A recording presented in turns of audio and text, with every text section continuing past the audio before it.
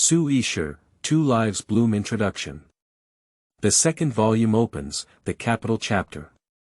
A woman who has been emotionally lacking since birth, one hand holding life and the other holding death, breaks free from the fate of a canary, and ultimately becomes the path of the two empresses to counterattack. Chapter 1. Fate enters the red chamber by mistake. You are listening at novelfull.audio. Yongle Kingdom, May of the second year of Tianyu. Peach blossoms are young, scorching their brilliance. When the sun returns home, it is advisable for him to stay at home. The peach is young, there is a truth to it. A son who returns home is suitable for his family. Peaches are young and their leaves are delicate.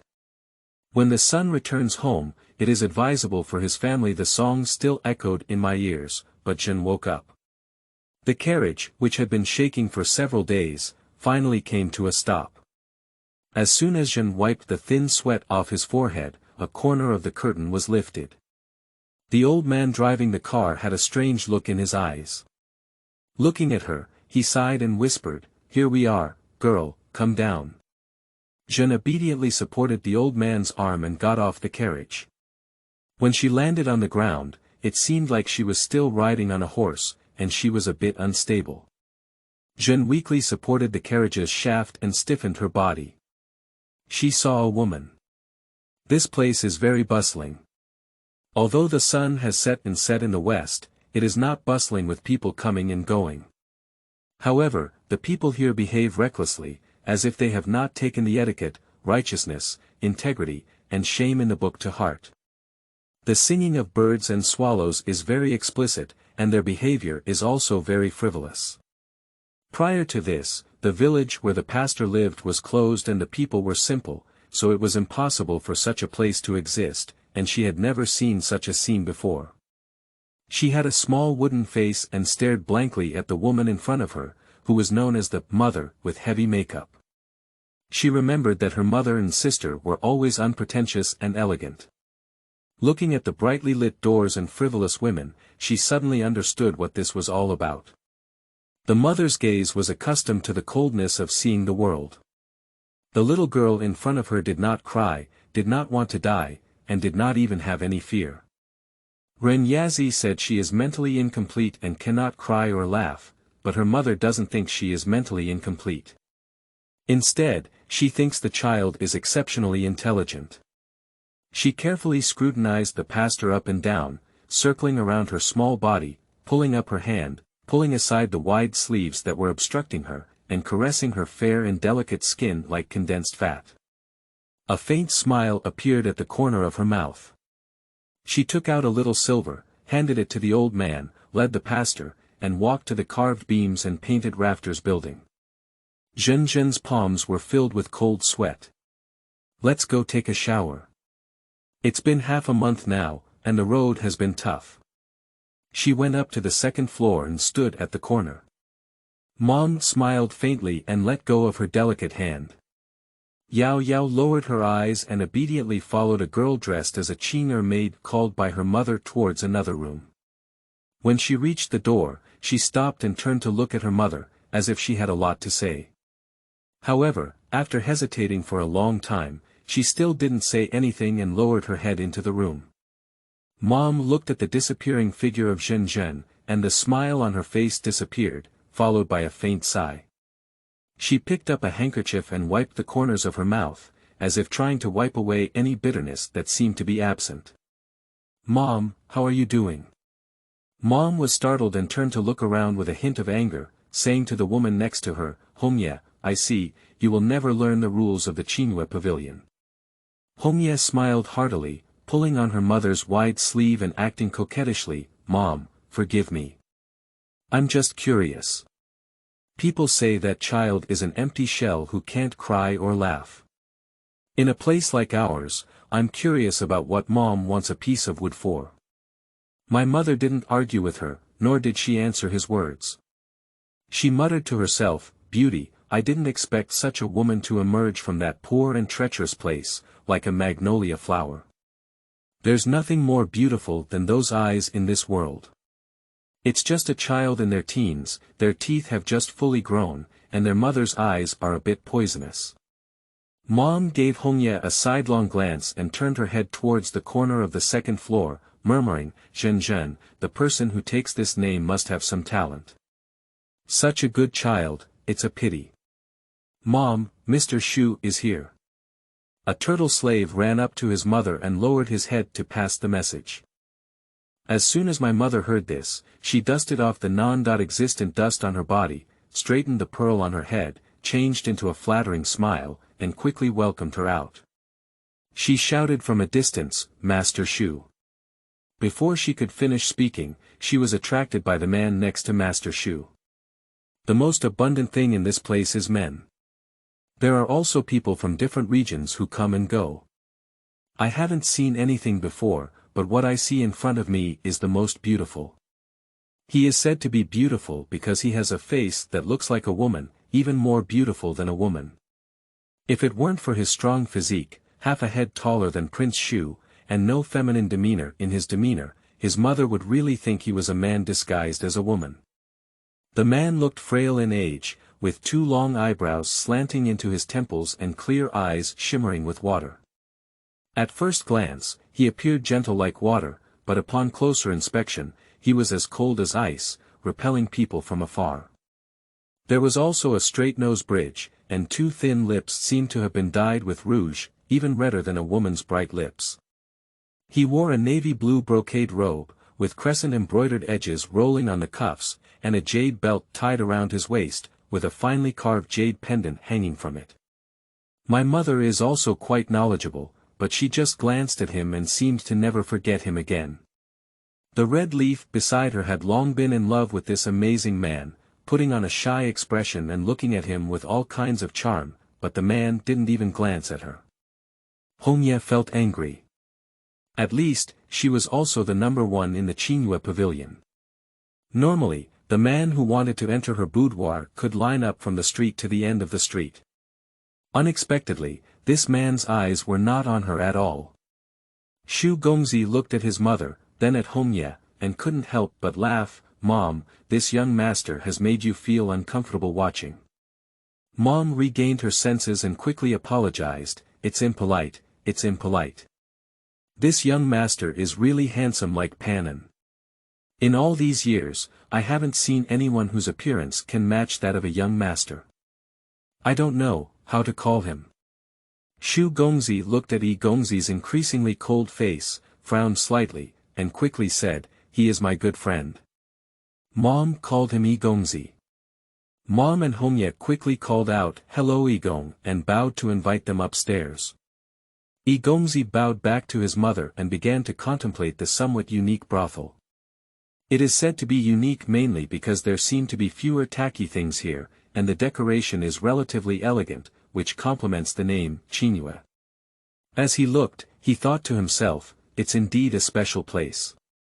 Huanji finally didn't lie to me."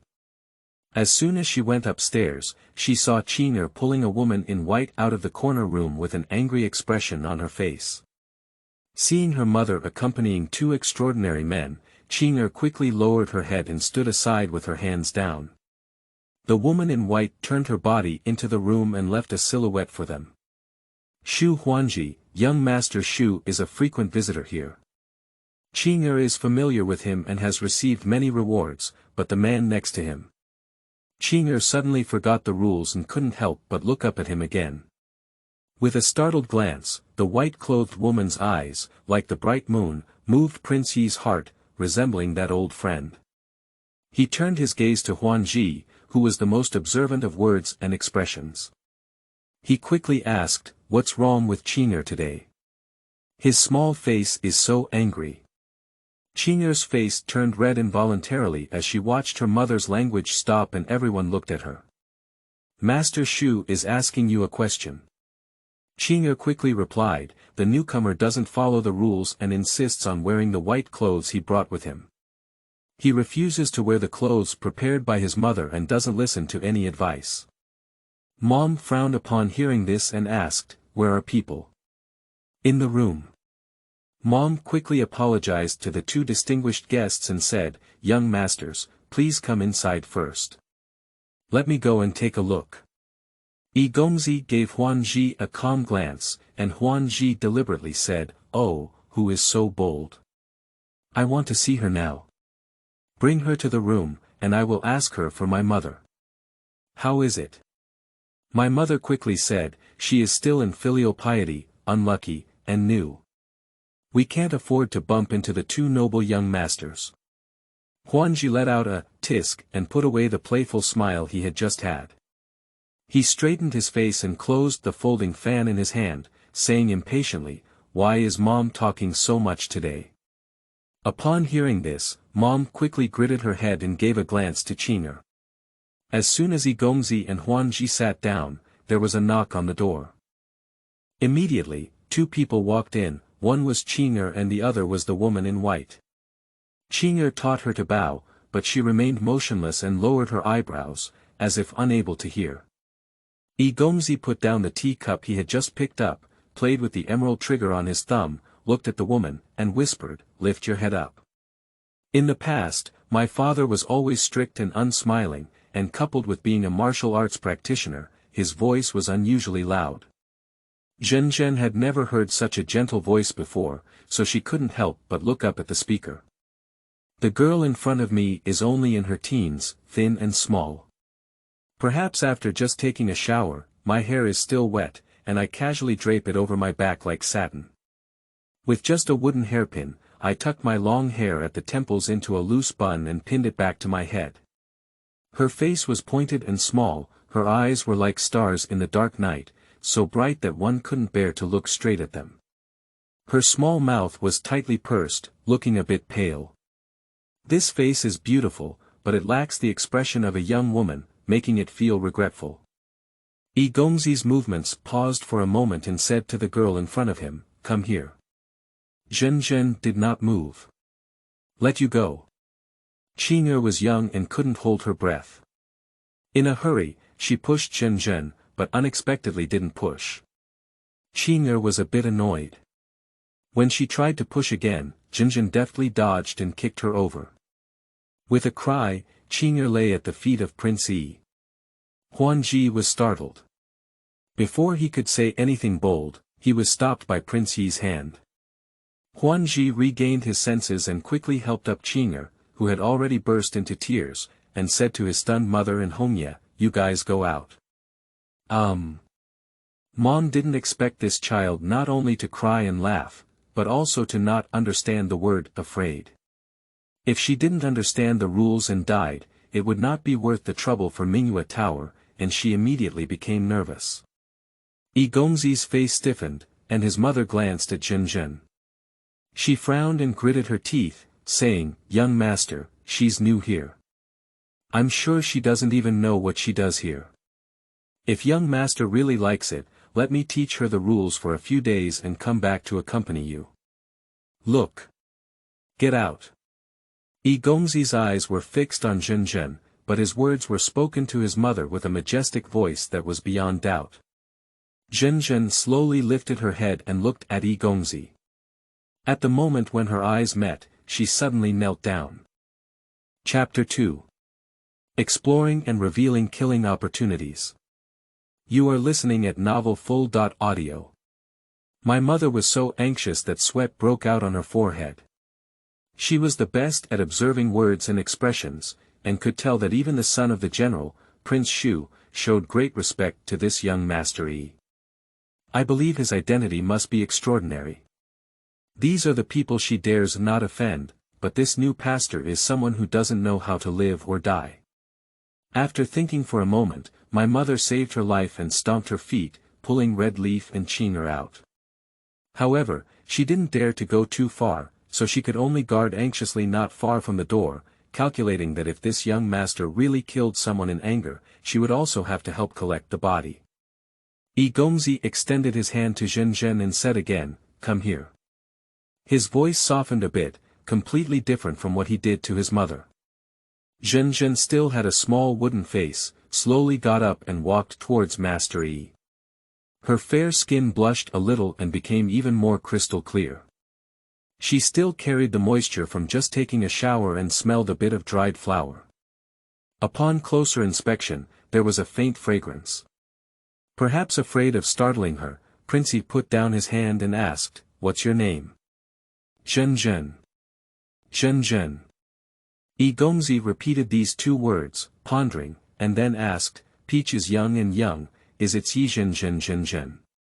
Zhen raised her head and looked at Igongzi's faint reply, "Yes." Igongzi asked again, "Can you recognize characters?" "Recognize some." "Have you attended school before?"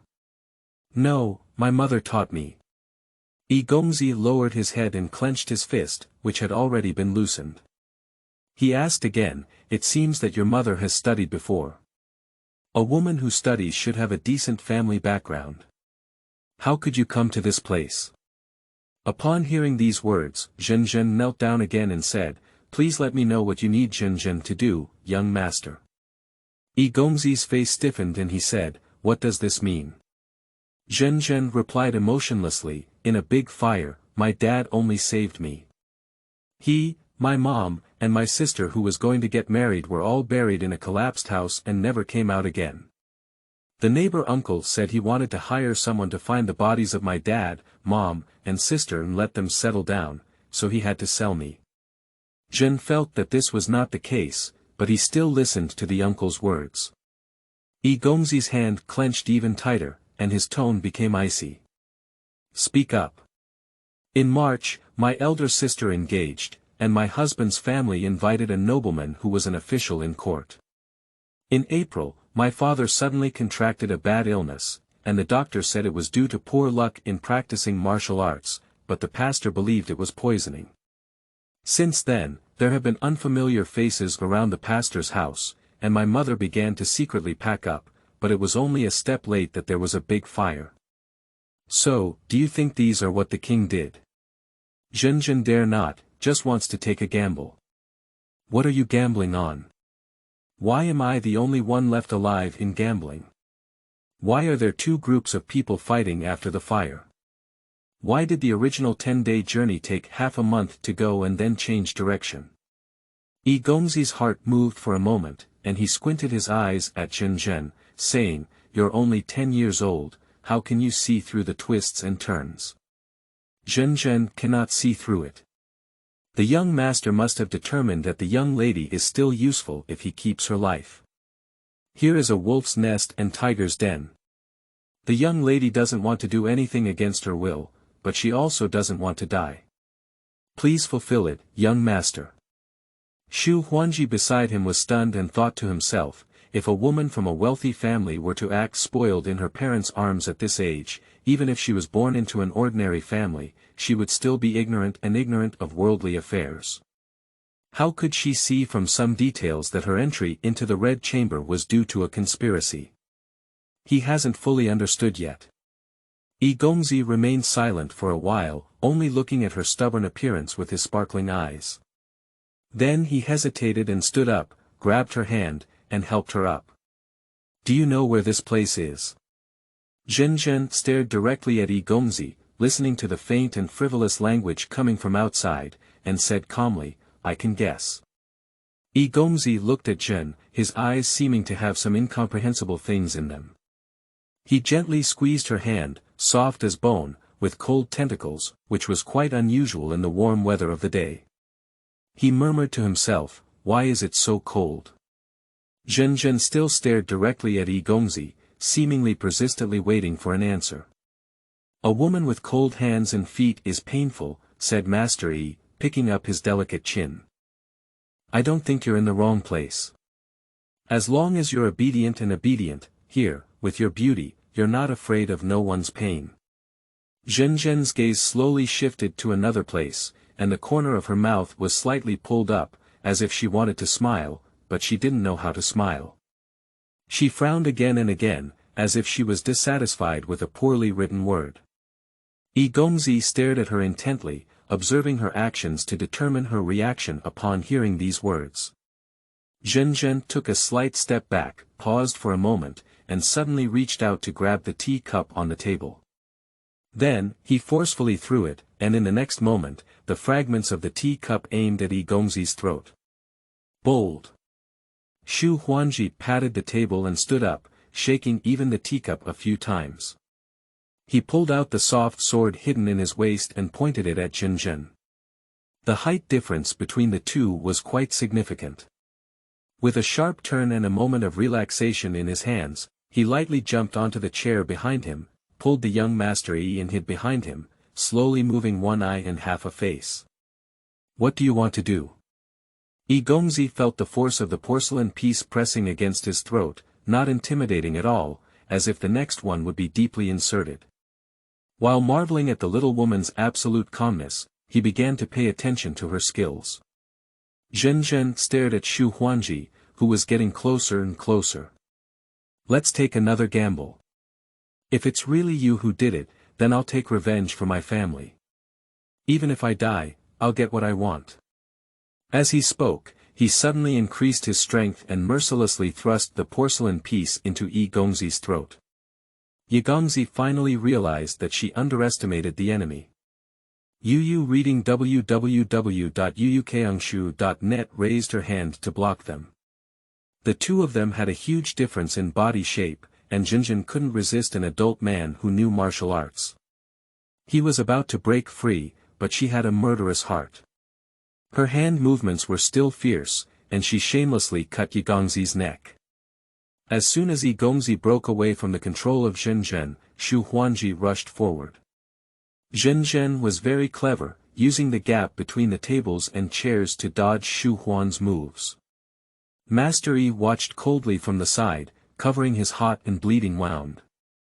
As Xu Huan was about to catch her, he suddenly spoke, "Stop."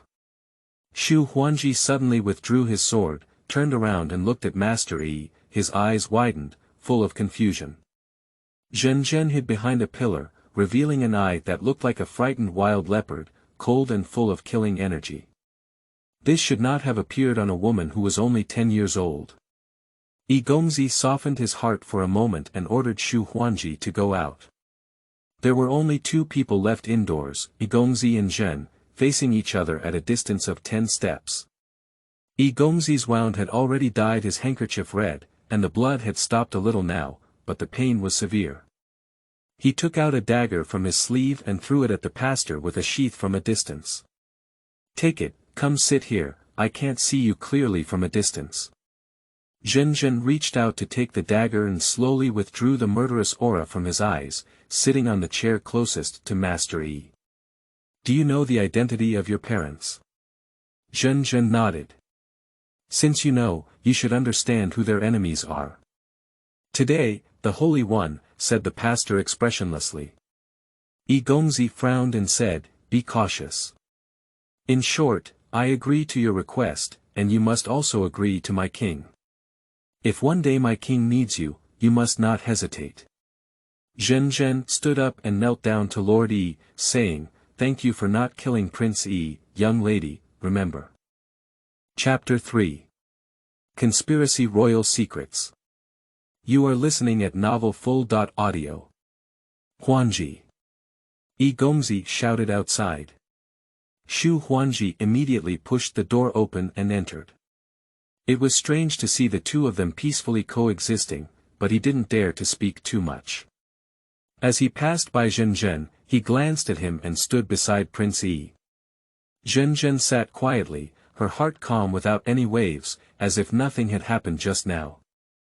Find a secluded place for her in this Mingyue pavilion, find a master, and teach her all the things that wealthy women should learn. Also, learn the etiquette and rules that should be learned, otherwise no one can resist her madness like she is today.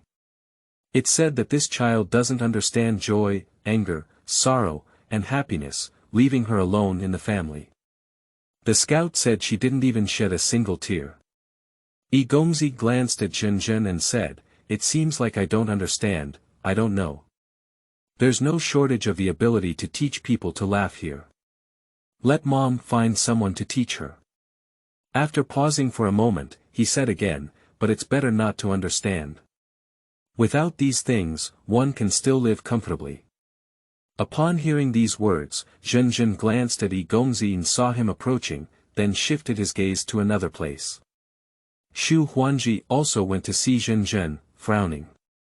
For a moment, He didn't know whether to find someone to teach or not, but it was better to teach, otherwise what's the point of this puppet-like person? Having made up his mind, he bowed and replied, yes. He had something else to say, but Master Yi suddenly raised his hand to stop him and signaled in the direction of the door. After a moment, Hongye walked in gracefully carrying a pot of wine. Xu Huanji frowned and snorted coldly. It seems that the ones who really don't understand the rules in Qingyue Pavilion are not the new ones. When did I have to drink, and when did I let you in? Red Leaf looked at Master Yi's hand pressing against his neck, then saw the bloodstains on his shoulder, and looked at the moving tables, chairs, and fragments on the ground. She was already startled. Upon hearing these words, she quickly took a step back, shy and frightened, and said, I was also afraid that the young masters were thirsty, so I took the liberty of breaking in. Master, I understand. I'll call you when I'm thirsty. Let's go out, we don't need anyone to serve here. Hongye looked up at the silent young Master Yi and saw that he didn't even look at him. He stomped his foot and angrily walked out. Call Mom. Yi Gongzi shouted at Hongye's back, his tone cold and devoid of emotion. Hongye could only bend down and say, yes, looking back with a resentful gaze. In a moment, my mother appeared in front of Prince Yi. Yi Gongzi gave a glance to Xu Huanji, who had already returned to his original position. Xu Huanji received the order and said to his mother, I will take the Zhenjin child. Let's make an offer. My mother must be surprised in her heart, but she is the best at keeping a low profile and smiling, saying, if you like it, I'll just give it to you. Thank you for Mom's kindness. Pastor, I'm going to make an order, Silver. I won't lose you at all, but you have to do as I say. Young master, please speak up. Take out your expertise and teach Shin how to learn things, don't always make her look like a puppet. Also. Yi Gongzi's words paused, and his expression became a hint of coldness in his eyes. Learn everything that women here should learn. Qin, chess, calligraphy, and painting, as well as seductive techniques, including sexual matters. My mother's heart seemed to skip a few jumps. She dared not look directly at Prince Yi, but lowered her head a bit. In the remaining light, she glanced at Zhen and found her sitting motionless, with no expression on her face. Mom didn't see enough of it. Looking at the situation inside, the child must have struggled a bit. Can't it be that his arms can't twist his thighs? Yes, in this world, there is no woman who can compete with a man, let alone in such a place, facing this respected person. She quickly kowtowed and replied with a, yes. Xu Huanji said again, another thing is to set up a separate room for the pastor in the backyard. Without my consent, no one is allowed to see her, and she cannot see anyone. I will find someone to bring her daily food and clothing, but don't give her the things from my mother's place. I know my mother is puzzled, but don't ask what shouldn't be asked, and don't think about what shouldn't be. As long as you follow what I say, the benefits will definitely come from you. Mom's heart is indeed puzzled. Speaking of which, Zhen's arrival is somewhat strange. Originally, Qingyue Pavilion was not short of people, but Renyatsi said that this child is not only beautiful, but also a lucky person. If her mother gets her, her future prosperity and wealth will definitely be indispensable. Mom knows that there are words in a person's mouth, and what really attracts her is not the child's beauty, but more importantly, their wealth and status. Today, as soon as she entered the door, a mysterious guest came and made such a request. My mother is used to seeing people, and although she cannot fully understand the things inside, she can still guess everything. My heart was full of twists and turns, but my mother's face remained calm. She smiled obsequiously and quickly said, but according to the young master's orders. Yi Gongzi knew that his mother was a smart person, so he gave Xu Huanji another glance. Xu Huanji nodded expressionlessly at his mother and said, okay, let's go down. Mom bowed out. Zhen looked at Yi Gongzi's expression, and after being blessed, he also withdrew. As soon as his mother and Zhen left, Huanji couldn't help but ask, "What's wrong with the prince today?" Yigongzi took a sip of tea, while Yu Yu looked down at the floating tea leaves in the teacup. The dense eyelashes, like curtains, concealed all emotions. He said, "Do you know what the mother's surname is for this child named Zhenzhen?" Huanji tentatively asked, "Does the prince know?" Yigongzi chuckled lightly and said, "My surname is Tao, and the one whom our current emperor longs to call Tower is my dear mother." Huanji took a deep breath and looked at Prince Yi for a moment, unable to speak. Yigongzi still smiled and said calmly, "At the age of 12, everyone should have thought that the crown prince was playful at a young age, let alone Peach Blossom, who is a few years older than the crown prince. Little did they expect him to be infatuated." When the emperor's murderous heart arose, the crown prince must have anticipated it long ago, so he sent his personal guard Li Tam to escort her out of the palace. But who would have thought that Peach Blossom and Li Tam had already been on good terms, and the two of them had the audacity to escape. The crown prince had been searching for Peach Blossom everywhere, and after ascending the throne, he did not give up. It can be seen that he had a deep affection for Peach Blossom. Deep. Yigongzi spoke lightly, but Huanji was already in a cold sweat. The royal secret recipe is not something that anyone can listen to, nor is it something that everyone can hear. Although he knew some of the prince's absurdity back then, he was limited. He only knew that the prince liked to be close to palace maids and insisted on taking them as concubines. The emperor was furious and secretly executed the palace maids, taking into account the dignity of the royal family. From then on, the crown prince and the emperor's father-son seemed to be separated and had no longer had the same bond as before. No one cared about the life and death of that palace maid, let alone thought that she had escaped. So, then, what does the prince want to do when he leaves the pastor behind? Yigongzi looked into the distance, his eyes shining brightly as if there were stars shining, but his voice was sinister.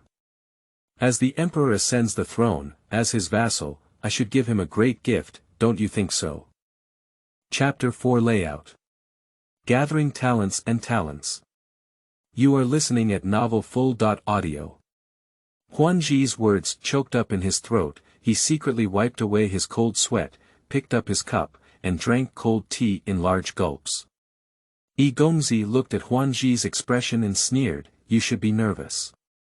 Your mother is my aunt, and if something happens to me, you can't escape. However, I'm just using you, a playboy, as a cover now. I haven't planned to make you go up and down the knife mountain, so there's no need to be so nervous." Huanji smiled awkwardly and hurriedly said, "Working for the prince is my blessing. Please feel free to give orders, prince."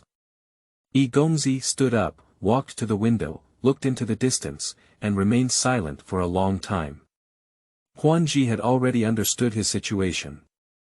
General Shu had a disagreement with his political views when the emperor was still the crown prince, and the current emperor is not a magnanimous person. As soon as he ascended the throne, he immediately sent the Shu family to the border. Huanji didn't know what the prince, who was deeply in charge of the city, wanted to do, but letting him know about the emperor's private affairs must have been trying to win him over. After much thought, he made up his mind.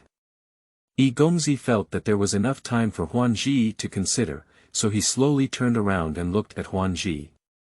Huanji's face was calm, without any signs of nervousness, and he calmly met the gaze of Prince Yi.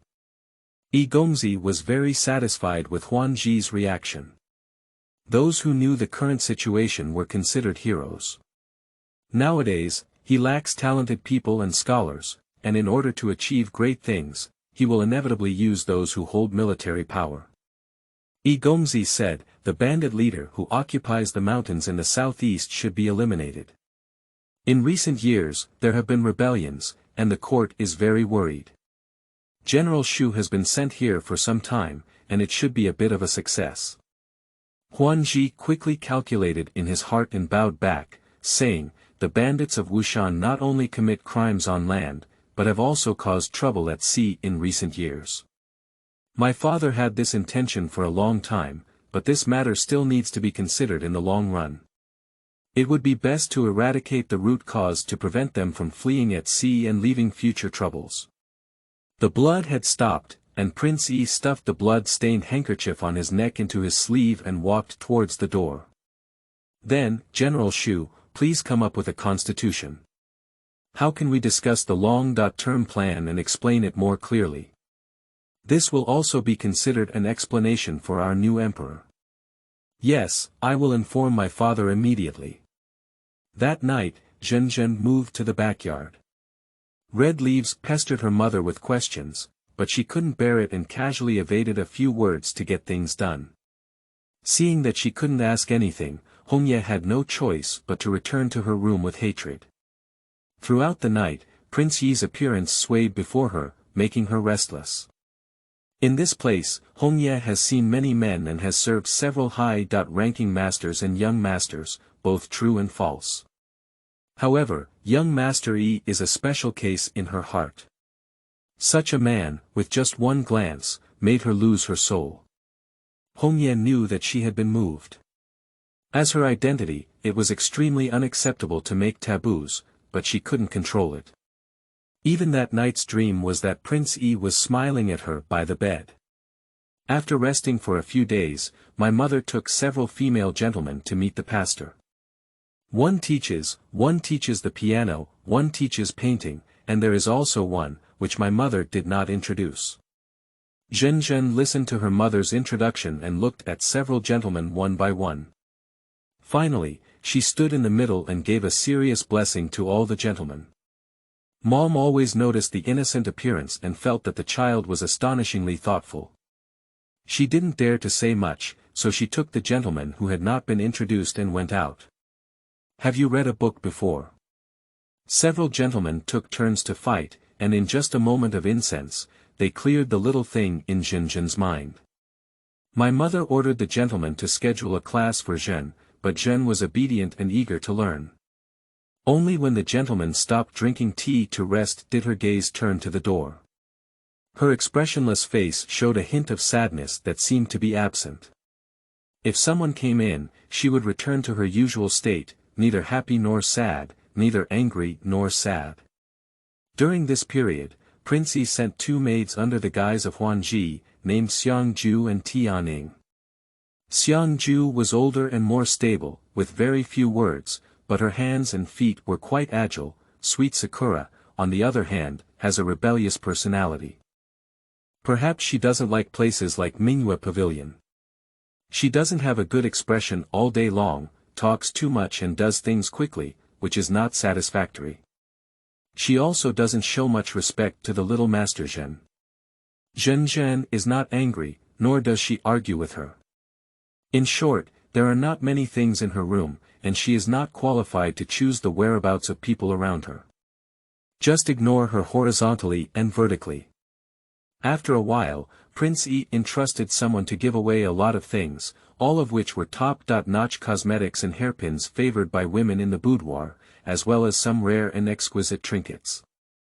However, the person never appeared once.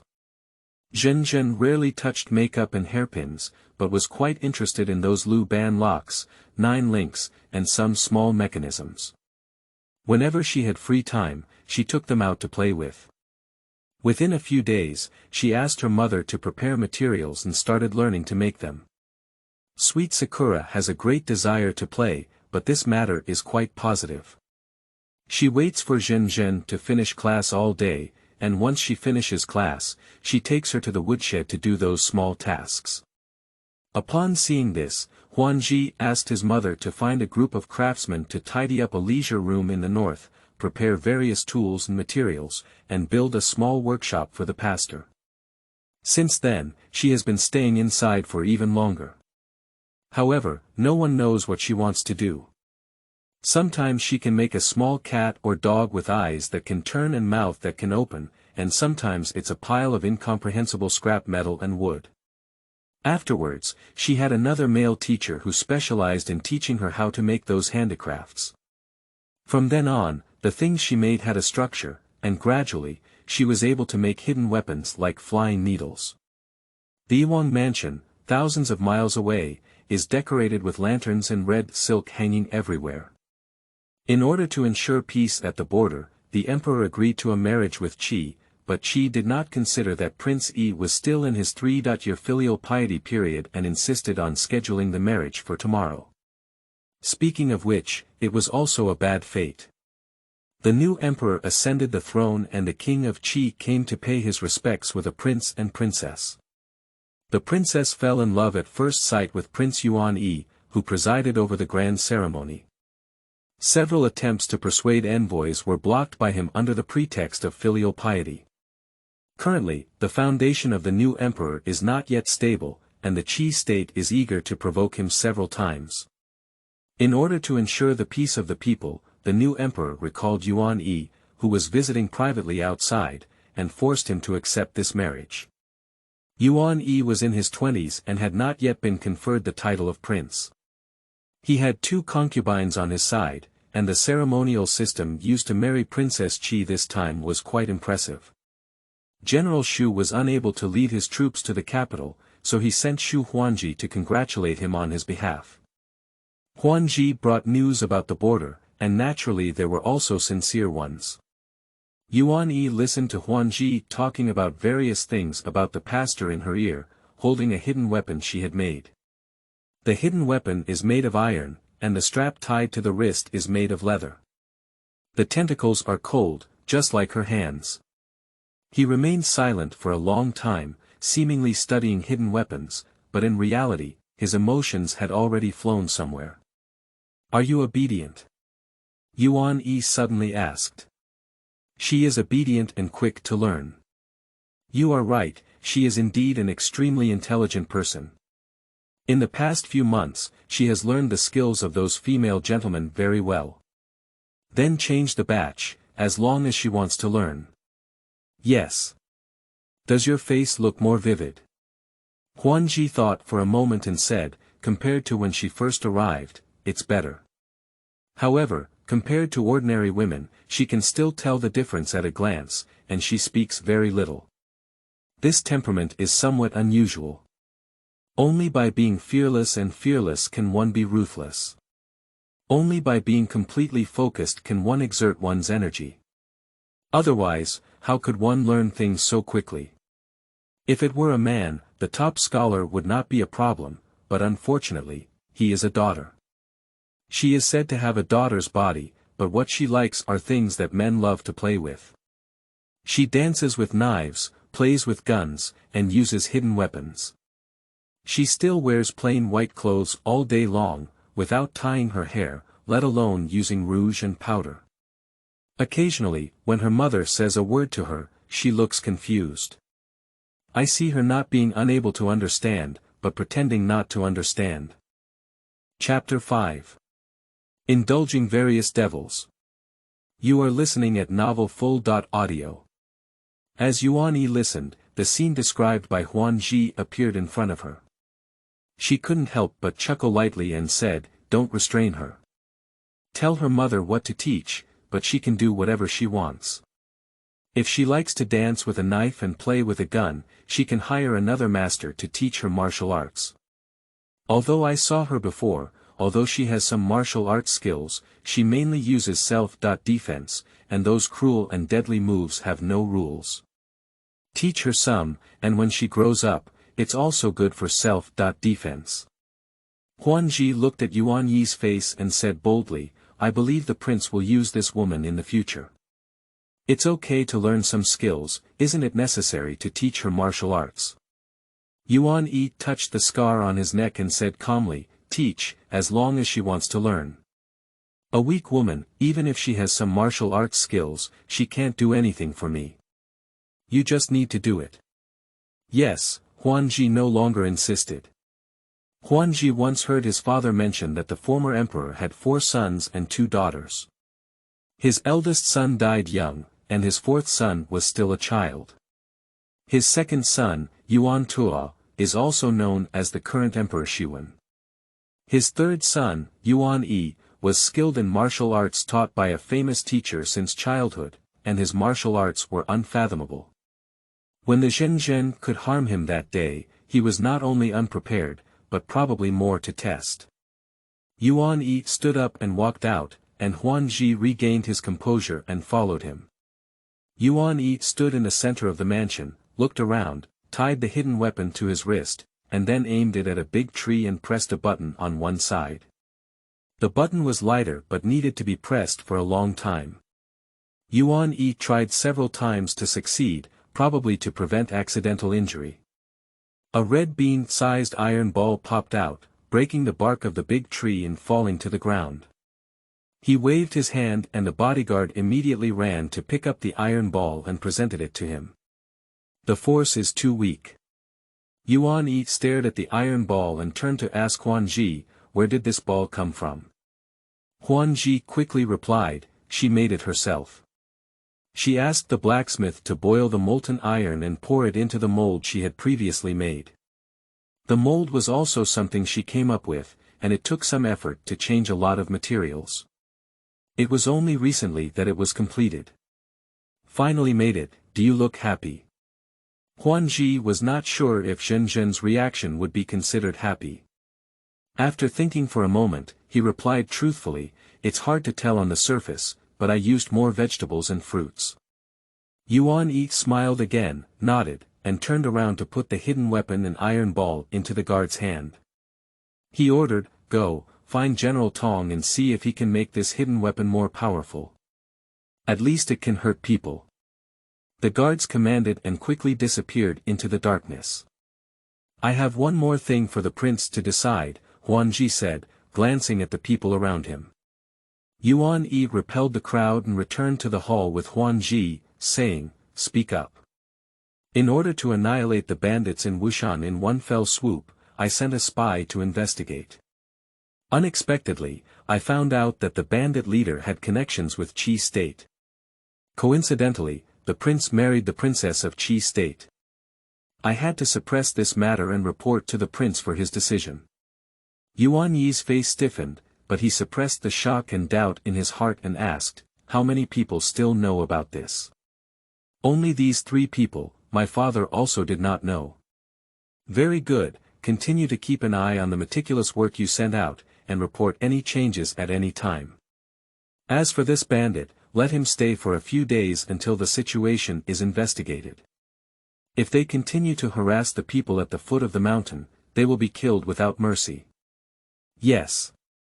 A month later, Huan Ji's figure appeared in the backyard of Mingyue Pavilion. Listening to his mother's report, there was a hint of helplessness and laziness on his face, as if he was bored but had to listen. Red Leaf quietly walked over with a pot of wine, and he immediately regained his energy. He grabbed her in his arms and pinched her waist, his hands becoming dishonest.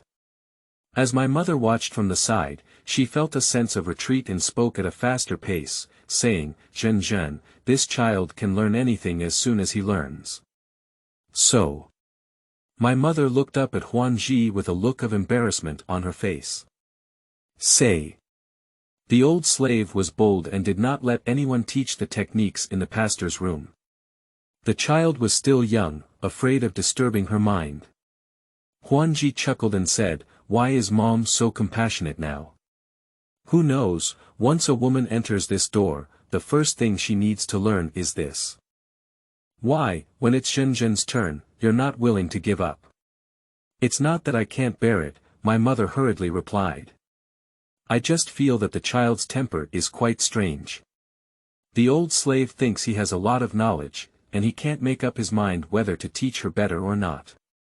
She's just turned 11 and hasn't reached the age of her hair yet. She started to get in touch too early. Seeing Huan Ji not saying a word, my mother's heart was like beating a drum and she didn't dare to continue. Huan Ji reached into Hongye's clothes and looked at her sparkling phoenix eyes, saying, Hongye and his companions have only learned these skills at this age, which is why they are so attractive. If you teach them, teach them. If you have the ability, teach a piece of wood to become a heartfelt person like Hongye. I will definitely receive a lot of rewards. Mom didn't dare to look up, so she took orders and quickly left the room. If you come, you'll be honest and honest. The young master has forgotten about Hongye. Hongye gasped and quickly became entangled with Huanji. Huanji hurriedly tugged at Hongye's clothes and said, "In the future, don't provoke her, understand?" Hongye didn't understand, but she was the best at observing words and expressions. She immediately gasped for breath, quickly leaving only her in Huanji's eyes. After playing for a while, Huanjizai lazily put on his clothes and had the servant call for his mother to come over.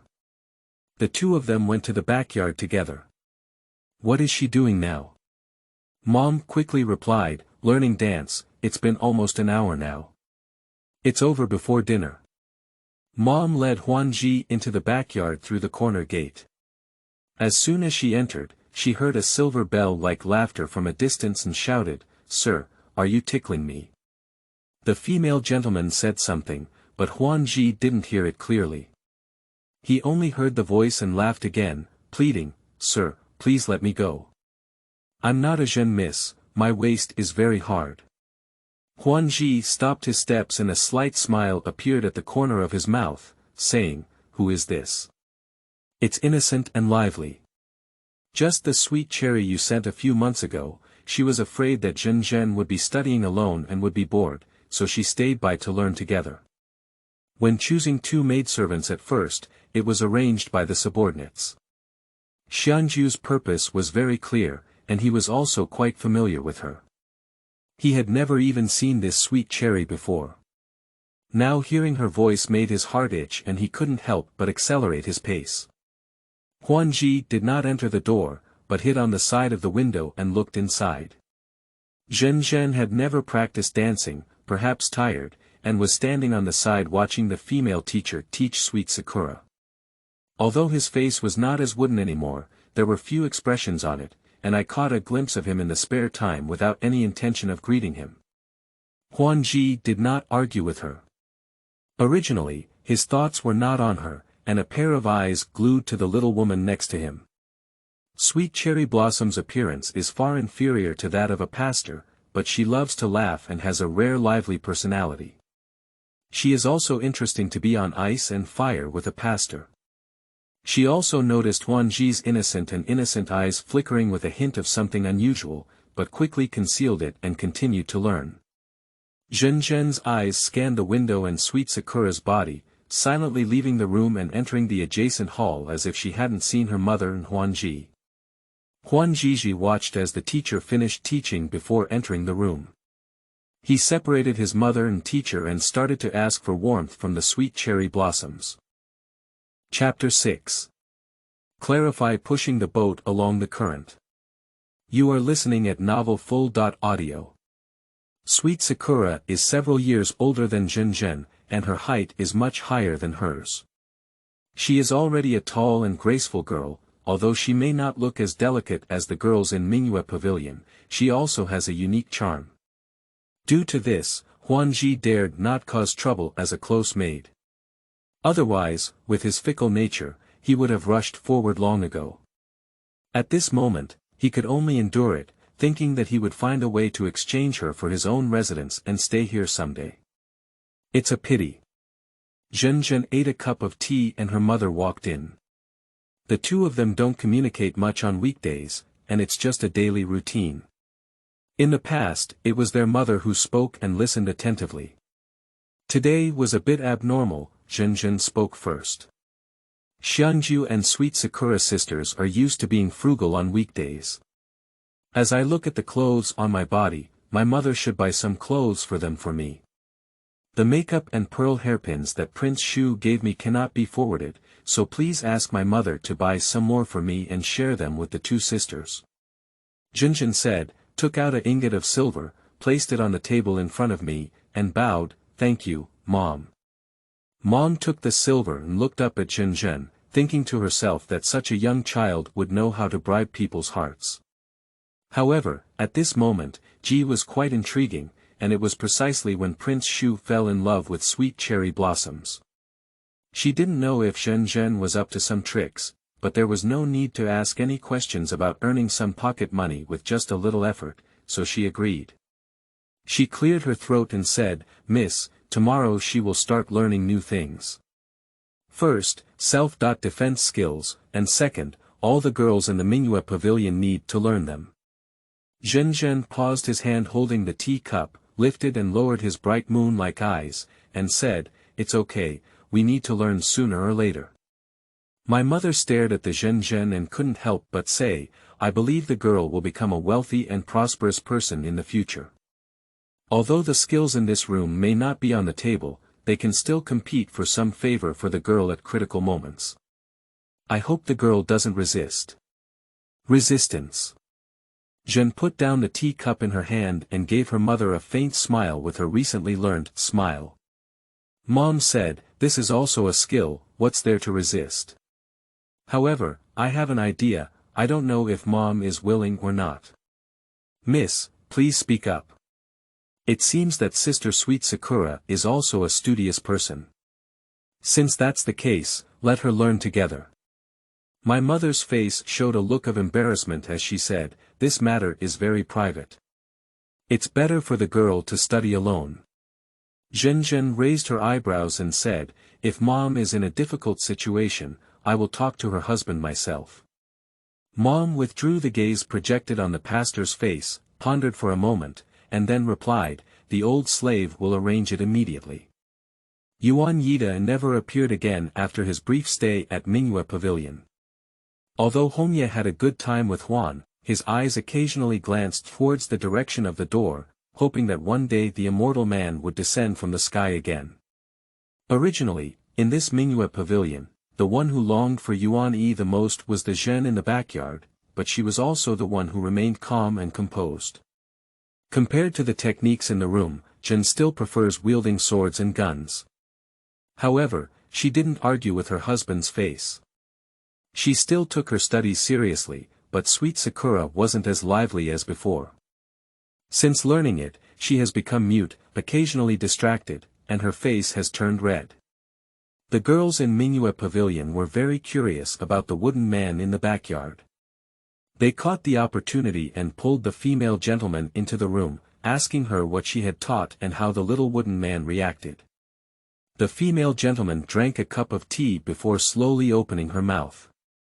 She glanced over and looked at the two of them who couldn't hold their breath and angrily said, "She still needs to learn these things. Compared to you, she can still captivate those men even if she doesn't learn. Learning them may add to the cake, but there are also advantages to not learning. What are you worried about?" Red Leaf covered her mouth and smiled, "Sir, what you're saying is that she's just a yellow-haired girl who has let us down. Your words are too exaggerated." The female gentleman stood up and walked to the door, then turned back to look at Hongye and said, "If you have the ability, you can live back to her age, and let any man confess you, not even a finger is willing to touch it." This sentence pierced Hongye's painful spot, and she immediately pulled her face down and said, "See you off." "You too, what's bothering her? She's still angry that you stole the spotlight from her flower leader back then." Mom couldn't help but say. Red Leaf gritted her teeth and said angrily, "I want to see what she really has." Mom put a fruit in her mouth and invited a girl to hammer her leg for her, lazily saying, "It's almost enough, otherwise I won't be able to protect you either." Red Leaf swept away, attracting two servants to turn their heads and turn into the backyard. In the past, Hongye used to go for a stroll in the backyard. Sometimes she didn't have much to do, sometimes she just wanted to go see and pass the time for some fun, and sometimes she went to inquire about the news. Every time she goes, Zhen doesn't pay much attention to her. She can't get angry, so she uses some small tricks or insinuations. In short, she can't go back at a disadvantage. Zhen was not in the room, and Sweet Sakura wanted to stop her, but she didn't stop her. There is no secret to this Mingyue Pavilion. There is a malicious Huanji between the two, which gives off a sense of jealousy. Sweet Sakura quickly quarreled with Hongye, who was already angry. Hongye ordered the servant to hold her down and slapped her a few times to vent her anger. Sweet Sakura was wronged and ran away to find her master. Red Leaf drove straight in, but unexpectedly, she saw a letter on the rustic dressing table. Perhaps Hongye is too bored and always wants to find something to do. Usually, her eyes are fixed on the backyard. She needs to know who came, how many people came, and what they did. As for communication, except for Xu Huangji's message, it seems that no one has ever written a letter to the pastor. Looking at the strong and vigorous characters on the envelope, her eyes suddenly showed the elegant and graceful face of Prince Yi. By a stroke of luck, she opened the envelope sealed with fire paint and took out the letter. Hongye was about to read, but before she could read the word Chen air clearly, she felt a gust of wind spreading across her face. A white shadow flashed by, and the letter in her hand disappeared without a trace. She was extremely frightened and turned her head to see Zhen standing in the shadow. Her emotionless eyes revealed a beastly coldness, staring directly at her, making her shiver uncontrollably. I just. Red Leaf knew she was wrong and wanted to explain, but she didn't know how to explain it. Her voice gradually weakened under the intense gaze. You probably don't want these eyes anymore. Zhen finished speaking and slowly walked towards Hongye. Hongye kept retreating, only then did she realize that she had brought 2 more people over and shouted loudly. The 2 servants immediately rushed in and stopped Zhen in front of Hongye. No one paid much attention to an 11-year-old girl. Even if she knew some martial arts, her figure and strength were far from those of the 2 burly servants in front of her. Hongye suddenly gained confidence and ordered a servant, "Go, get the letter in her hand for me, I want to see who she is secretly communicating with." Zhen stared at Hongye's eyes without blinking, and took 2 steps back upon hearing this. Hongye thought she was afraid, but she became even more proud and urged, "Go." Before she could even see what was happening, the servant collapsed at the feet of the pastor. Moonlight shone through the window and into the room. She saw blood flowing from under the servant's neck, quickly forming a large puddle. Red Leaf's face immediately turned pale, staring at the dagger still dripping blood on the pastor's hand and running out, shouting, "Killing." Chapter 7. Calm Response to Fate. You are listening at novelfull.audio. The cold dagger pressed against her throat, and Hongye swallowed the unspoken words.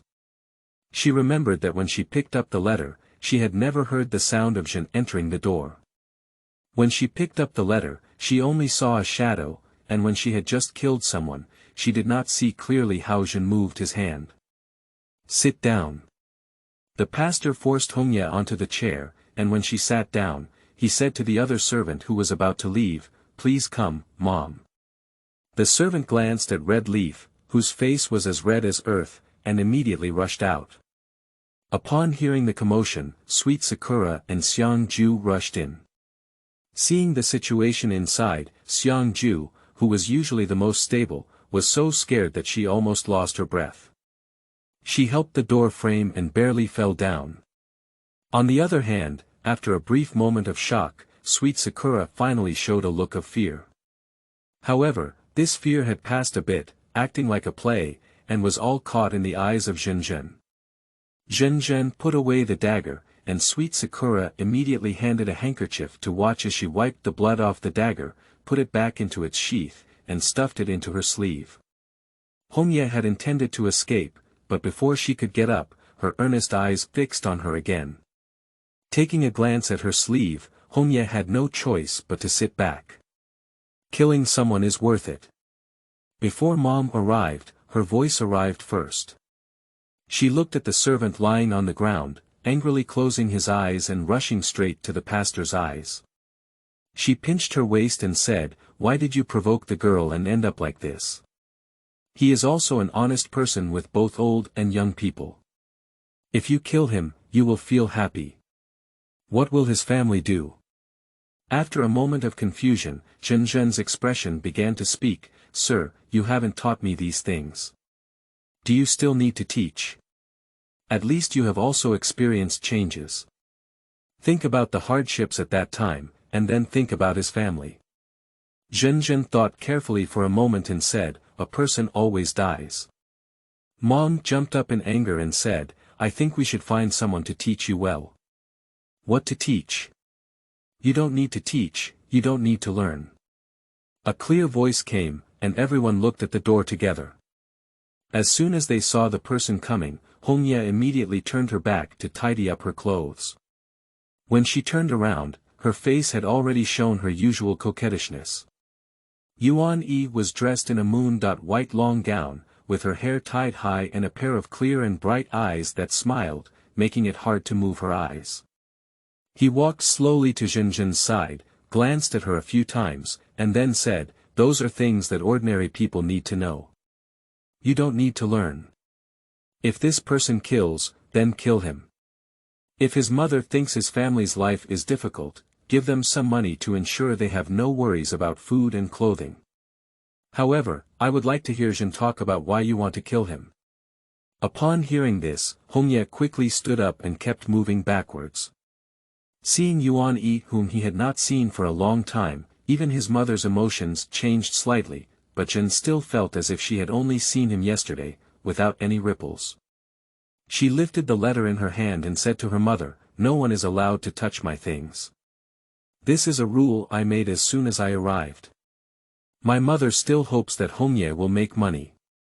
If I don't kill her, that servant is not in vain. Please take a closer look, Mom." Upon hearing this, Yuan Yi's expression stiffened and he glanced at Huan Ji beside him. Huan Ji immediately ran to the body with his two followers, only to find that there was a short sword pressing under him, and the blood that touched the sword had turned black. Hongye immediately knelt down straight and said, "I just wanted him to win the trust, and there was no intention of killing Zhenzhen. Please, young Master Mingjian." Yuan Yi ignored Hongye and took the letter from Zhenzhen's hand, then asked, "How did you see him trying to hurt you?" Zhenzhen turned her head and looked out the window, moonlight.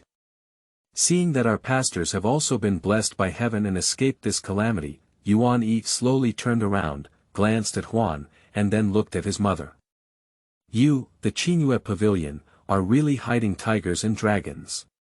This honest person with old and young people can even use poison." At the end, Yuan Yi's voice became sharp. In an instant, the room knelt to the ground, and my mother begged for mercy repeatedly, swearing that it had nothing to do with the assassination. Although Huan Ji stood aside, he was sweating profusely and lowered his head, afraid to look at Yuan Yi. Zhenzhen was headache-stricken by his mother's incessant chatter. When Yuan Yi looked at him, he whispered, "I'm tired." Yuan Yi smiled at Zhenzhen and waved his hand to disperse the crowd. He picked up her hand and said, "We've never been here before, and you've never been outside. It's nice today. Let's take you out for a walk." Zhenzhen glanced at the direction of the corpse and bowed to Yuan Yi, saying, "Thank you, Prince." "Hey, there's no need to call him Prince in front of outsiders." Zhenzhen remembered. A group of people walked out the door in a grand manner. This place is close to the border, and there are always foreign merchants coming and going. Although the lights have been lit, the market is still quite lively, and various restaurants are also brightly lit and bustling with people. Zhenzhen grew up in the countryside from a young age, and was used to being pure. Although she entered the brothel, she only heard the sound of it because she lived in the backyard all year round. She rarely saw the bustle of the front yard, and now she is attracted by this prosperity, so her eyes are not enough. Yuan Yi looked at the rare curiosity that Zhenzhen had shown, and for some reason, her heart tightened. She suddenly remembered the words her mother had said to him when she was young, looking at similar scenes. "I'm not blinded by the hustle and bustle, I just can't help it." Yes, Zhenzhen was also involuntary. Since the appearance of the assassin, he received a secret letter from Tower, asking him to protect his two children. On her deathbed, she trusted him so much, but he let her down. Not only did he not save her eldest daughter, but he even planned to train her youngest daughter into his own chess piece, so that he could use it in the future. Yuan Yi is also comforting himself. At least she is not a chess piece yet. Look, he has protected her very well, doted on her, and allowed her to do everything she wants. She is still young, maybe he can achieve great things without playing his chess pieces. That way, he won't let tower down, will he? But why did assassins appear again? And is this killer the same person as those who set fire to it? The crisp bell rang, and Yuan-Yi withdrew his thoughts. Zhen was still half a step away from him, his eyes searching for something on the small stall, but they were attracted by the bell. A pair of confused eyes followed the sound, not like a person who had just experienced life and death. Yuan-Yi didn't want to dampen the mood, so she enthusiastically introduced herself and told her that the bell was coming from the east, where there was a big estate where a strange and beautiful woman lived. A beautiful woman not only knows the art of Qihuang, but also can see people's past and present lives. People come knocking on her door every day. In the past and present life. Zhen looked in the direction to the east. What can I do if I know? Just as she passed by Zhen, a woman wearing a curtain hat suddenly stopped and looked at her through the white veil. Upon hearing her words, she suddenly spoke, "Miss, please stay." Chapter 8. Encountering Past and Present Lives. You are listening at novelfull.audio. Zhen stopped and turned to look at the woman. The woman walked towards Zhen, and Yuan-Yi, who was originally behind Zhen, took a step forward and blocked her from behind. The woman chuckled softly and blessed Yuan-Yi, saying, "I have no ill intentions, I just listened to the girl's words and wanted to ask for some advice." Zhen glanced at Yuan-Yi and said to the woman, "Please speak." The woman saw that the people coming and going on the street were not the place to talk, so she said, "May I ask if you would be kind enough to come and gather at the tea room?" Just as Yuan-Yi was about to refuse, the woman said again, "The girl just had blood on her hand. I have something to offer as a gift to help her turn bad luck into good." Yuan-Yi and Huan-Ji exchanged a glance, and Huan-Ji immediately led someone into the tea house. Yuan-Yi made a gesture of invitation to the woman and walked in with Zhen as she moved forward. Yejian, the woman took off her veil and revealed a face different from that of the local woman, just like Yuan-Yi had said before, with a strange and beautiful appearance. She has a pair of big horse-like eyes, and when staring at the pastor, her eyeballs will emit a light blue light, like the fairy in the stories passed down among children. Why does the girl feel that people don't need to know their past and present lives? Zhen never took off her veil and said, "What has passed away cannot be retained. There are too many variables in the future. If there is really a causal cycle in this world, the causes in the past life should bear the consequences in this life. Since it should be born, there is no need to know. Just bear it calmly." The woman smiled and said, "It's really rare for you to have such insight at such a young age. Have you ever thought that perhaps it's because of your past life that you don't know how to be happy or sad in this life, and you don't understand emotions or sincerity? How does Madam know?" Huanji recognized the woman and couldn't help but ask after hearing her say this. Our Chiyu tribe has carried the mission of connecting with the divine realm for generations, and it is evident at a glance that the girl and I are destined. Yuan-Yi did not believe these strange and chaotic words, and only wanted to know the woman's purpose and how the pastor would react, but did not intervene. Zhen still looked indifferent and said, "Since it has become a fact, there is no need to dwell on the cause. Although you are connected to God, you do not have God's ability to bring me back to my previous life, and the little girl does not want to end this life." The woman smiled slightly and said, "What if I tell the girl that happiness, anger, sorrow, and happiness can be found?" Yuan-Yi, who had been silent all along, suddenly asked, "How to find it?" The woman said, "Look, girl, you're not in a hurry. This destined person has taken a liking to you." Yuan-Yi and Zhen exchanged a glance and fell silent. The woman said again, "Miss, this is the fate of wealth and prosperity, but this life is precisely the result of those joys, sorrows, and true emotions in the world. In the previous life, Miss was a decisive female general who killed countless unjust souls, but you also saved countless people. Today, Miss has blood on her hands, so you don't have to worry about the unjust souls demanding your life. There are followers in the previous life who will help you heal and prevent disasters. Although they have blocked your happiness, anger, sorrow, and the right to experience the true emotions in this world, they are also innocent people. For example, if you remember the past life, you have freed them from imprisonment. Those who are willing to reincarnate are innocent. Don't force it, and the girl will slowly recover what she has lost. Junjun stared at the woman and said, "How do you solve it?" The woman took out a beautifully carved wooden hollow ball from her pocket and stared at the pastor, reciting words as if saying a spell. After a moment, she placed the ball in front of the pastor and said, "Break it, and they will be free again." Junjun raised his hand without hesitation, but was stopped by Yuan Yi. He picked up the ball and looked carefully, then sniffed it again. Although he didn't see anything wrong, he still felt uneasy. The woman smiled and said, "Miss, there's no need to worry, and the young master doesn't have to worry about any deceit in this soul-gathering bag. After all, these souls can protect the girl. Without them, the girl's fate will be more complicated. It's not too late to think about it again. Alternatively, it's okay if it's not destroyed.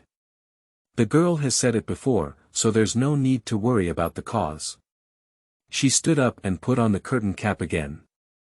"It's getting late, I'm leaving, and we'll have a chance to meet again in the future."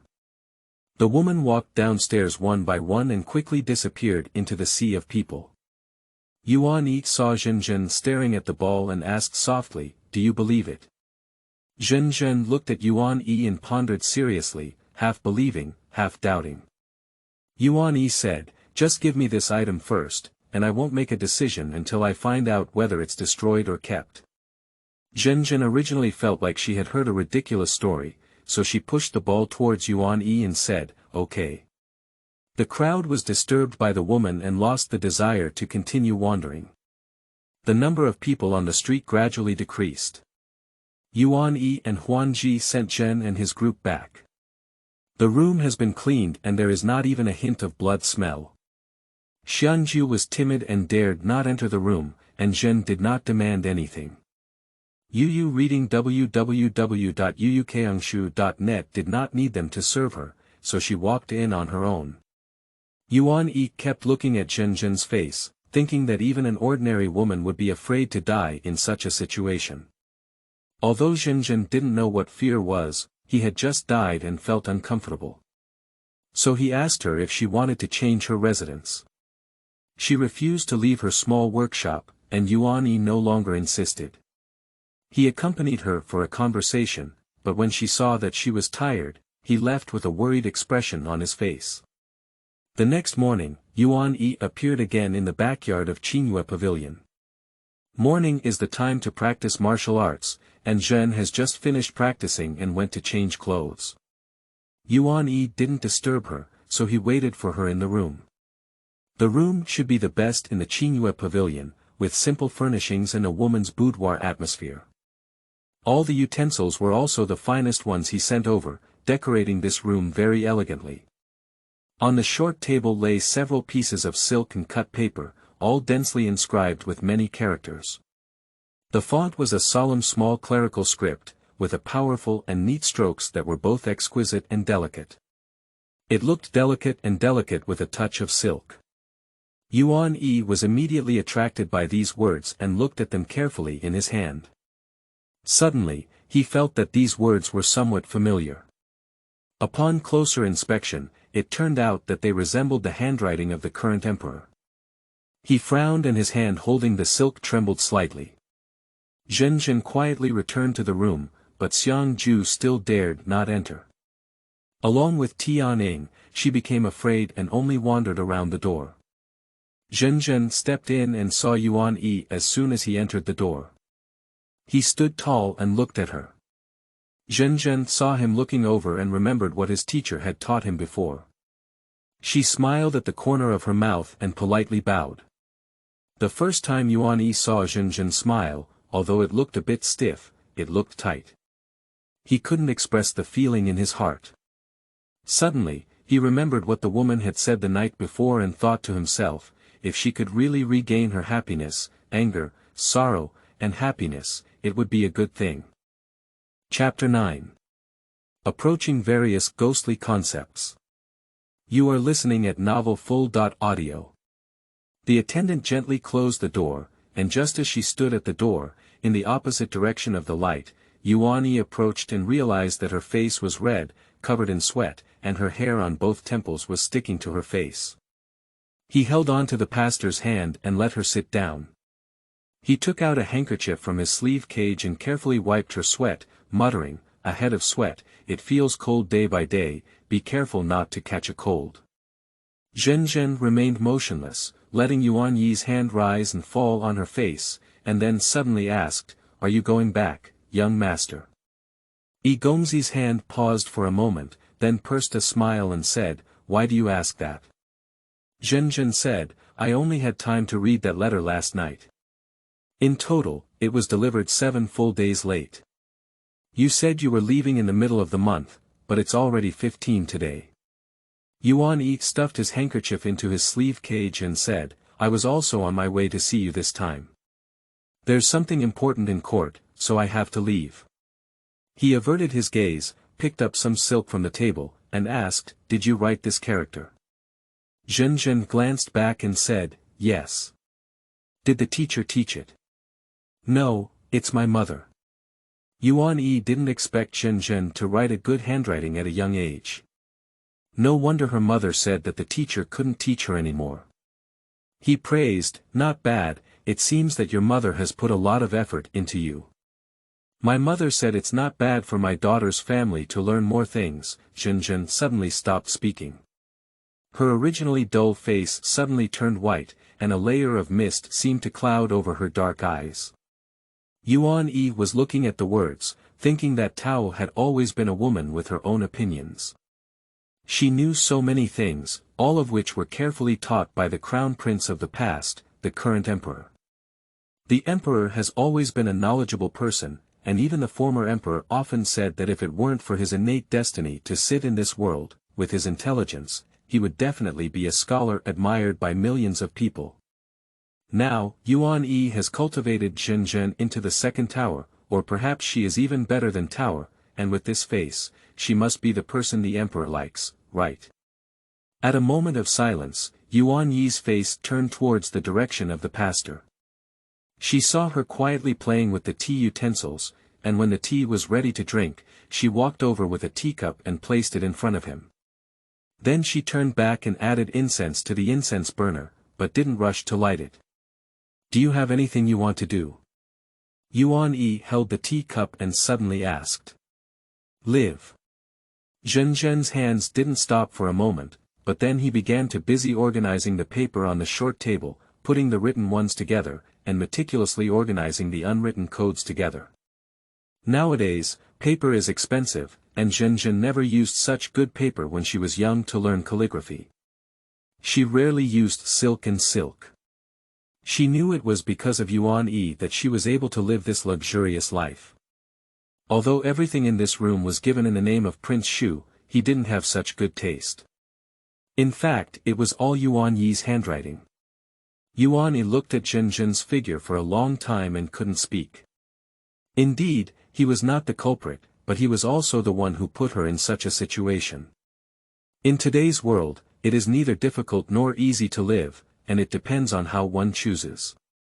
Yuan-Yi knew he had made another indecisive mistake, otherwise, how could this country fall into the hands of Yuan Tua, who was unpredictable and had no governance strategy? It should be his. "When you have nothing to do, write me a letter." Yuan-Yi stood up and traced his fingers along Zhen's cheek. "Be good, just ask Huan Ji to tell me what you want. Also, that soul-gathering bag is probably not a lucky thing. I will return it to you after I investigate it thoroughly." Zhen bowed back and said, "But it's up to the young master's arrangement. Will you write me a letter?" Zhen looked up at Yuan-Yi and said, "Yes." Yuan-Yi looked back at Zhen and suddenly felt a strange feeling in her calm expression. He said, "The capital is nearly 1,000 miles away from here. It may take a long time to come and see you this time, so be careful." Zhen bowed expressionlessly and said, "Zhen, everything is fine. Thank you for your concern." Yuan Yi still looked at Zhen, gripping the soul-gathering bag that he had been holding tightly. He felt ridiculous and longed for a response from this little woman who didn't understand what happiness and anger meant. If it was really given, would it still be her?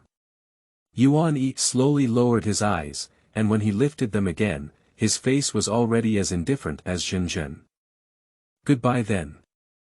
Zhen bowed and bid farewell until her voice completely disappeared. She then stood up straight and calculated what to do in the workshop again. The doctor who was refining the pill was about to arrive, but the materials were not ready yet. She had to go and take a look. Upon returning to the mansion, a servant immediately reported that the queen had arrived. Yuan Yi frowned and angrily said, "Who let her come?" The servants dared not answer, and Yuan Yi was annoyed and asked, "Where are people?" "In the front hall." Yuan Yi brushed away and walked around the front hall directly into the study.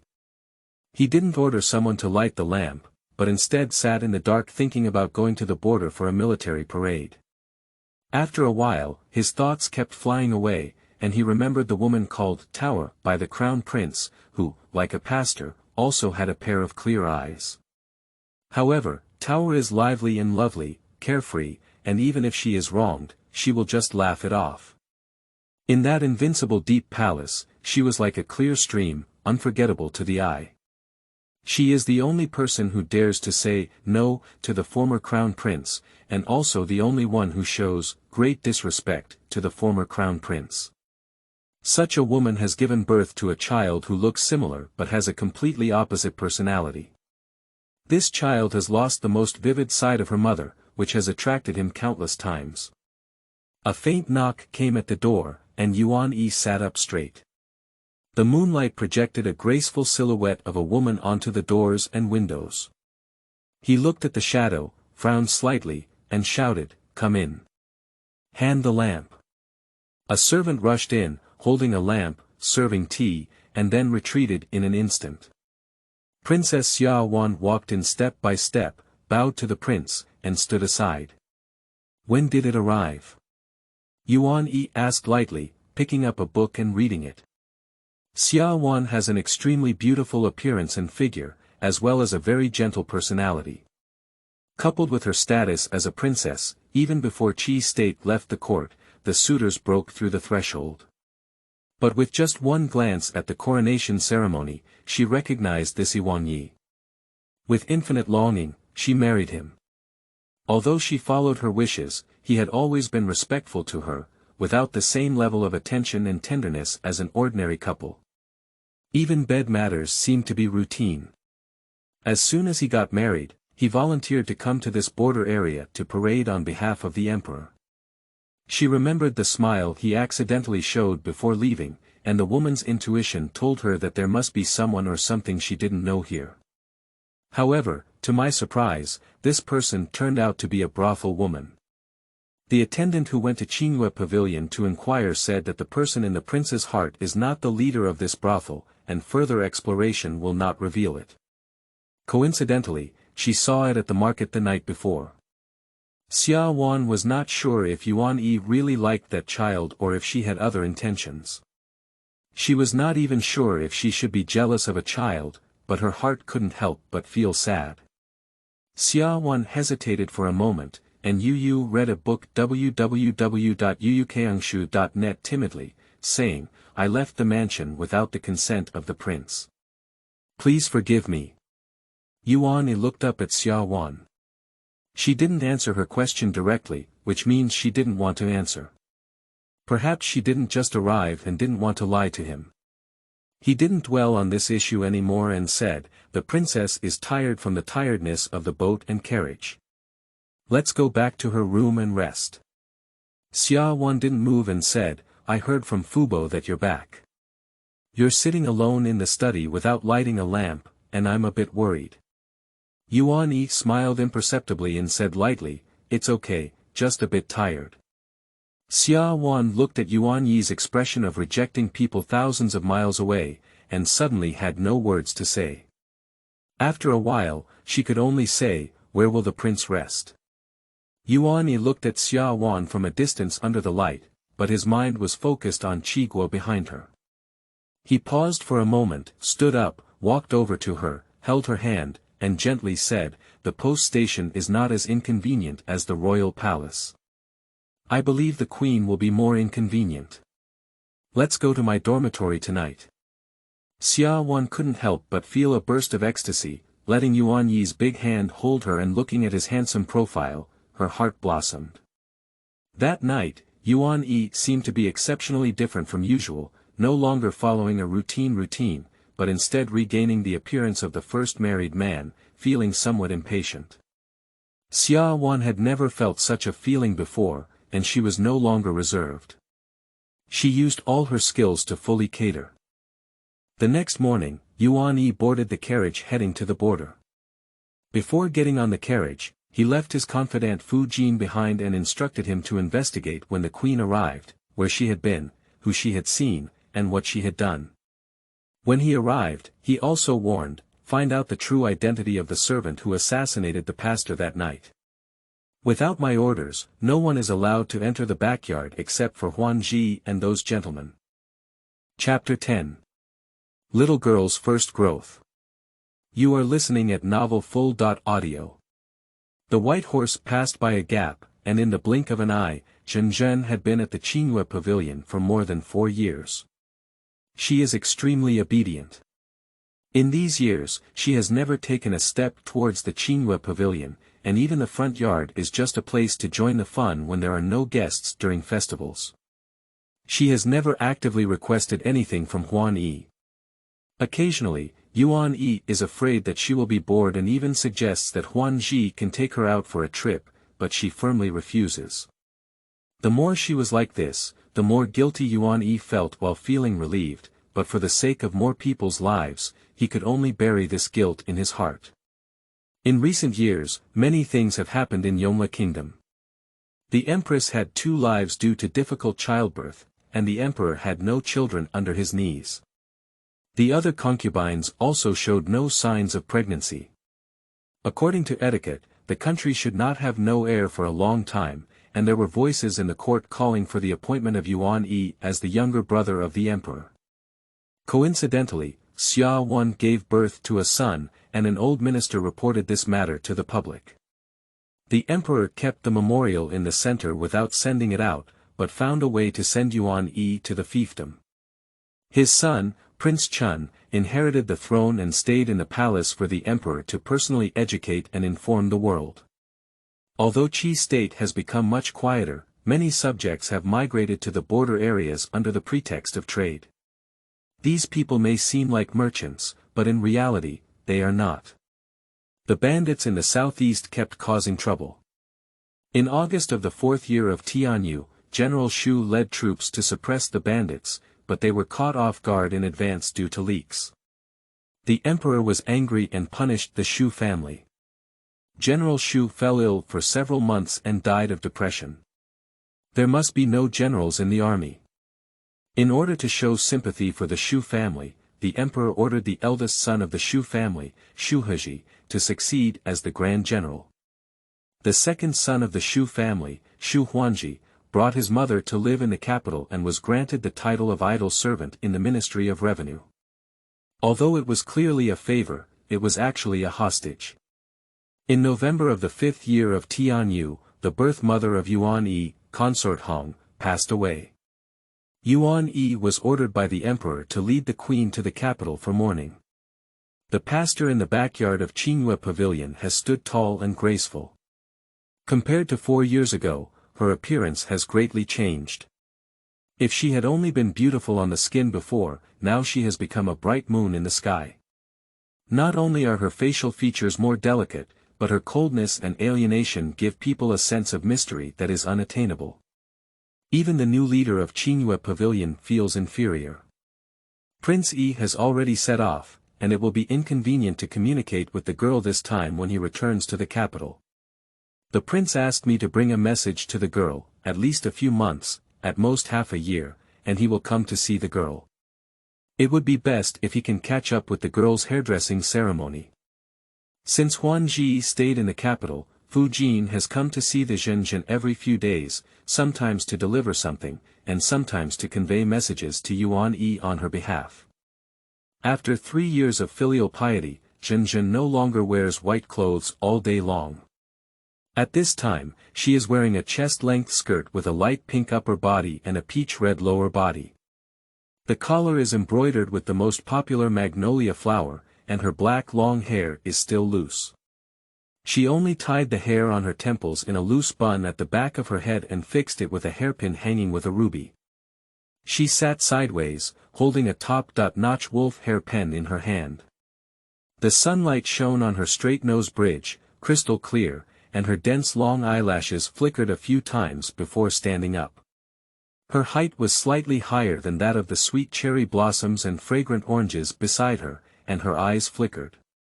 A hint of confusion flashed on her slightly pink face, and she said, "Please don't worry about my daughter's hairdressing ceremony, young master. Business matters." Fujin didn't dare to look up and said, "Today's winter festival, the young master instructed that if the girl feels bored, she can walk around." Fujin had conveyed the words to Zhenjin to walk around many times, but there was no response each time. This time, she was somewhat abnormal and replied, "Yes." After explaining the matter, Fujin bowed and retreated, thinking in his heart that this savage girl, no matter how much she was mostly a stone that was not warm. Sooner or later, all the efforts put into her by the master would be in vain. The winter festival is no less than the mid-autumn festival in the local area. The gentleman gave the pastor a break early, and the mother dared not disobey orders or go to see the pastor, but still entrusted someone to bring her food. After lunch, the pastor called Tianing, took the dim sum sent by Fujin gang, and went to the front yard. The sisters in the yard have dressed up and arranged their offerings to worship the winter god. Today we don't entertain guests, and the sisters have all relaxed and laughed on the side. When they saw the pastor, they all fell silent and stared at her one by two. A few quick-tongued people started discussing. "The last time I saw you was during the mid-autumn festival. It's only been 3 months and I've seen it grow again. Isn't that right? If my mother really has the ability to take her away, not only our Qinghua pavilion, but also the entire street of brothels' attention will probably have to be snatched by her.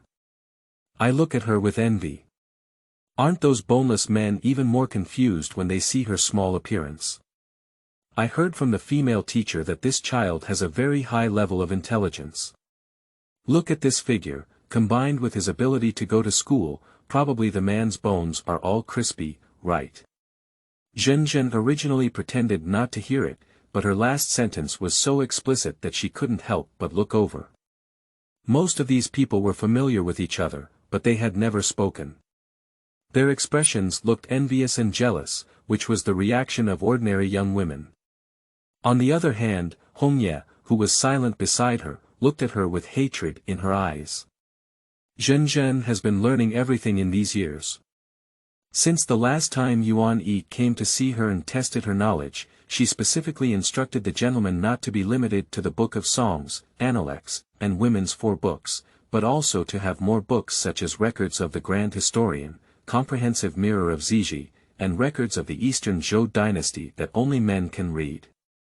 Afterwards, Zhenjin told her husband that she wanted to learn The Art of War from Sun Tzu. However, the teacher said that this book was harmful and that women should not learn it. She wrote this matter in a letter. After reading it, Yuan Yi replied to her letter asking why she wanted to learn. She replied, "General Sun Wu's original intention in compiling this military strategy book was to save more people with less killing. The teacher's evaluation was biased, and the students were not satisfied." Yuan Yi rarely heard the pastor say, "I am not satisfied." Because of these 2 words, he ordered that the gentleman, regardless of gender, should be taught as long as she wants to learn. From then on, she asked her mother to find a female gentleman and teach her how to cope, such as how to be happy, sad, and angry, and what kind of reaction she should have at this time. Zhenjin's intelligence is indeed extremely high, but this is the only one that he has learned very slowly. In 4 years, he has barely mastered it. Yuan Yi once asked her why she wanted to learn these things. There are countless women in the world, and there may be some differences that are bestowed upon her by heaven, not necessarily the same as others. Zhenzhen replied, the teacher teaches students to hide their foolishness. Students may not understand, but they cannot fail to understand. If they do not understand, they will fall behind, and without a way to deal with it, it is easy to give others a handle. Zhenzhen saw and understood the hatred of Hongye. The Qingyue Pavilion has set up a small platform in the middle of the first floor, specifically for sisters to sing small songs. Today is the girls' own holiday, although there are no guests to support, they don't want to lose out and secretly strive. Although Zhenzhen doesn't know what she likes, she can still distinguish between good and bad sounds. She couldn't help but criticize the newly arrived two sisters for seeming to waste her mother's money. If she takes the stage at this level, she will definitely ruin the venue of Qingyue Pavilion. It has to be those sisters, especially Hongye, who, although they have lost their previous popularity in recent years, can still play the pipa well. The younger sister who smashed the scene had just stepped down when a riot suddenly broke out outside the main gate of the Qingyue Pavilion. Before the servant sent by her mother to check came back, the gate was suddenly knocked open and many people rushed in. These people are all dressed in cloth and short clothes, with rough behavior, completely different from those young gentlemen who come to seek pleasure on a daily basis. The girls immediately became chaotic when they saw this situation, and a few of them with fast legs had already run to the shadows to hide. Although Zhenzhen had been in the Qingyue Pavilion for 4 years, she had very little contact with the front yard. She believed that this riot had nothing to do with her, so she grabbed Tianning and ran towards the backyard. Unexpectedly, the door of the backyard had already been blocked, so she had to fold back and hide behind the screen on the platform.